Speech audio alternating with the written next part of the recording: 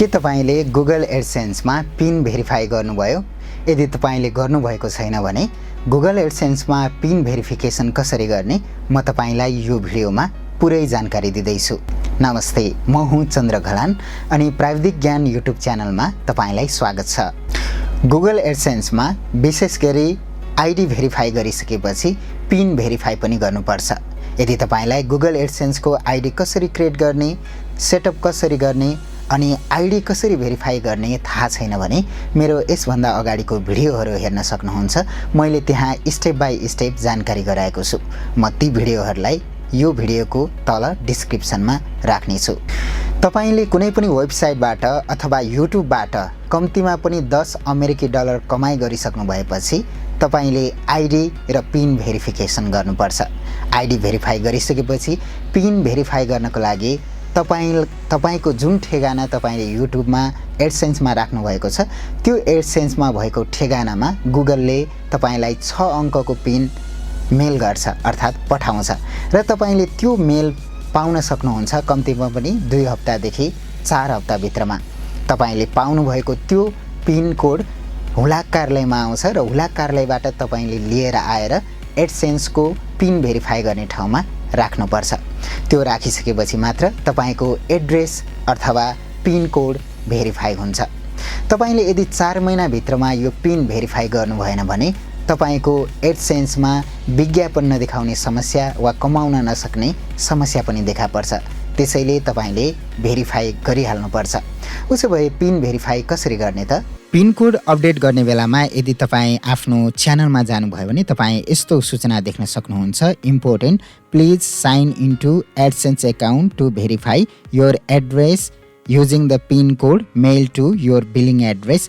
This is required to receive future payments and continue monetizing भनेर बताइएको छ र तपाईले यहाँबाट लर्न मोर गरेर यस बारेमा थप जानकारी जान्न पनि सक्नुहुन्छ अथवा डिसमिस गरिदिन सक्नुहुन्छ। र पिन कोड हाल्नको लागि चाहिँ तपाईको एडसेन्स आईडीमा लगइन गर्नुपर्छ।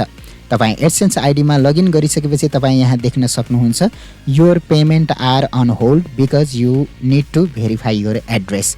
यो ठेगाना भेरिफाई नगरेसम्म यो पेमेन्ट चाहिँ होल्डमा रहन्छ भनेर लेखिएको छ र यहाँ तपाईले एक्सनमा क्लिक गर्नुभयो भने यहाँ तपाई देख्न सक्नुहुन्छ। एक्सनमा क्लिक गरिसकेपछि भेरिफाई योर आइडेन्टिटी भन्ने छ जसमा चाहिँ आइडेन्टिटी भेरिफिकेसन कम्प्लिट भइसकेको छ र त्यो भन्दा तल एड्रेस भेरिफिकेसन भन्ने छ जहाँ निड एटेन्सन भनेर लेखेको छ र तल enter the pin we mail to your billing address भनेर 6 अङ्कको यो पिन कोड राख्नुपर्ने ठाउँ छ। अब यहाँ तपाईले जिल्ला हुलाक कार्यालयमा गएर अथवा तपाईको ठेगानामा सिधै आइपुग्छ भने त्यहाँबाट तपाईले गुगलले पठाएको यो पिन यहाँ हाल्नुपर्छ। म पनि यो पिन हाल्दैछु। त्यसपछि सबमिट गर्न सकिन्छ र तल तपाईँ एउटा रिसेन्ट पिन भन्ने अप्सन पनि देख्न सक्नुहुन्छ र यो रिसेन्ट पिनमा चाहिँ यदि 4 हप्ता भित्रमा पनि तपाईको हुलाक कार्यालयमा गुगलले पठाएको चिठी आइपुगेन भने रिसेन्ट पिन गर्न सक्नुहुन्छ। अहिले चाहिँ पिन आइसकेकोले मैले यहाँ पिन हाल्दैछु र यतापट्टि तपाईले सेन्ट कहिले पठाएको थियो भनेर यहाँ मिति देख्न सक्नुहुन्छ र कसलाई पठाएको थियो भनेर यहाँ ठेगाना लेखिएको हुन्छ। यो मितिले यदि 4 हप्ता भित्र पनि तपाईको गुगल एडसेन्स को पिन आइपुगेन भने हुलाक कार्यालयमा आइपुगेन भने रिसेन्ट पिन गर्न सक्नुहुन्छ। नत्र तपाईले पिन हालेर सबमिट गर्नुपर्छ। म यहाँ पिन हाल्दैछु र सबमिट गर्दैछु।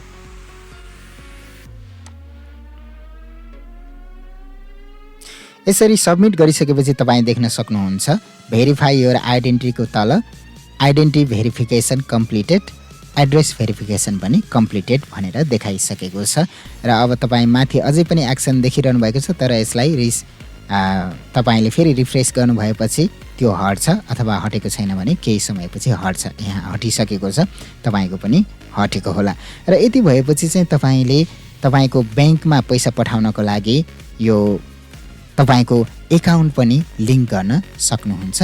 त्यो बारेमा पनि तपाईँ यदि जान्न चाहनुहुन्छ भने कृपया कमेन्ट गर्नुहोस्।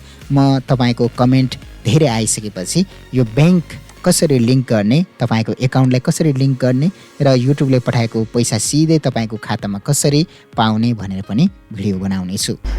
आदरणीय दर्शकबिन, तपाईलाई यो भिडियो कस्तो लाग्यो? गुगल एडसेन्ससँग सम्बन्धित अथवा युट्युबसँग सम्बन्धित तपाईको कुनै प्रश्न छ भने कृपया कमेन्टमा लेख्न नभुल्नुहोला र यो भिडियो मन परेमा लाइक र शेयर गर्न पनि नभुल्नुहोस् र यदि तपाई च्यानलमा नयाँ हुनुहुन्छ भने यो च्यानललाई सब्स्क्राइब गर्नुहोस्।